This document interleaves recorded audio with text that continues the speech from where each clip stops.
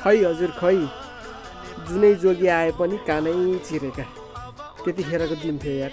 केपी बा I love you भनिन्थ्यो। Vote केमा रुखमा पनि भनिन्थ्यो। एमालेलाई नि भोट दियो, रुखलाई पनि भोट दियो।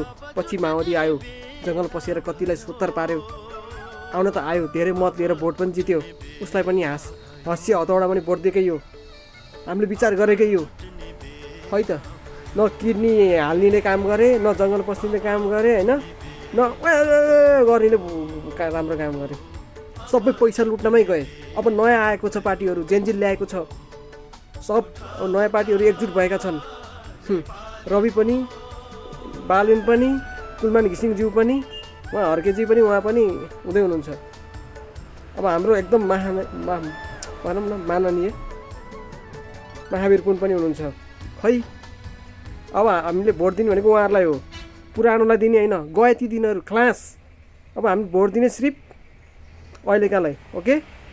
फेरि हामी अब तिनीहरूलाई भोट दियो भने हामी पछुताउँछौँ, फेरि विदेश जानुपर्ने, हाम्रो बच्चा बच्चीलाई 12 पढाएपछि बाहिर लड्ने हुनसक्छ। त्यसैले हामी आफ्नै अहिलेका नेताहरूलाई भोट दिउँ, ती पुरानो नेताहरूलाई नसम्झौँ। पहिलाको हामी झोले पनि भइयो होला, जे पनि भइयो होला, होइन, हिँड्यो, कति प्रचार गरियो। अब त्यस्तो नगरौँ, ओके।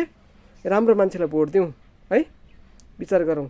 अब हाम्रा बालबच्चाहरू विदेश जान नपरोस्, स्वास्थ्य शिक्षामा सबभन्दा राम्रो होस्, होइन। मेन चाहिएको हामीलाई स्वास्थ्य शिक्षा हो, अनि रोजगारी। त्यति भएपछि हामीलाई ढुक्क। जय नेपाल, जय राष्ट्र।